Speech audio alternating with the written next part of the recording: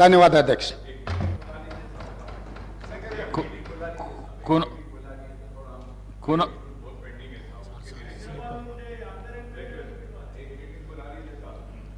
డెఫినెట్గా గ్రేటర్ హైదరాబాద్ పరిధిలో వచ్చే ఎమ్మెల్యేలతోని తప్పకుండా ఒక ప్రత్యేక సమావేశాన్ని ఏర్పాటు చేస్తాం.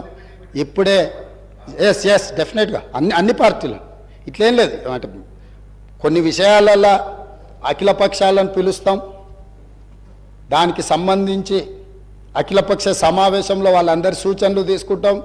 కొన్నిసార్లు సభలకు రాని ప్రజలలో ఉండి పోరాటం చేసే రాజకీయ పార్టీలు ఉన్నాయి. కొన్ని ప్రత్యేకమైన పరిస్థితుల వల్ల సభలోకి వాళ్ళు రాకపోయి ఉండొచ్చు. ఫర్ ఎగ్జాంపుల్ సిపిఎం, ఎర్రజెండా అంటే ప్రజల కోసం ప్రజల తరఫున కొట్లాడతారనే పేరు ఉంది. సిపిఐ నుంచి ఎనీవేర్ రిప్రజెంటేషన్ ఈజ్ దేర్.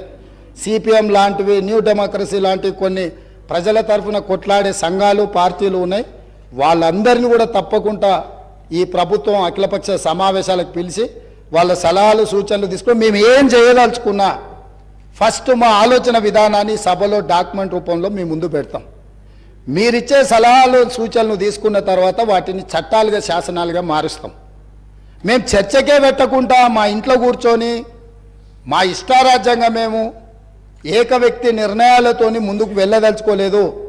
119 మంది శాసనసభ్యులు కలిసినప్పుడే, 17 మంది పార్లమెంట్ సభ్యులు కలిసినప్పుడే, 40 మంది శాసన మండలి సభ్యులు కలిసినప్పుడే, 11 మంది రాజ్యసభ సభ్యులు, 7 మంది మన తరఫున ఉన్నవాళ్ళు, మనతోని రాజ్యసభలో ఉన్న సభ్యులు వచ్చినప్పుడే ఈ చట్టాలకు ఈ శాసనాలకు కొంత గౌరవం ఉంటుంది. ఆ అంశంలో అందరినీ పరిగణలోకి తీసుకొని తప్పకుండా ముందుకు వెళ్తామని చెప్పి మీ ద్వారా సభ్యులందరికీ నేను చెప్పదలుచుకున్నాను అధ్యక్ష. ధన్యవాదాలు. కూనమనేని సాంబశివరావు గారు.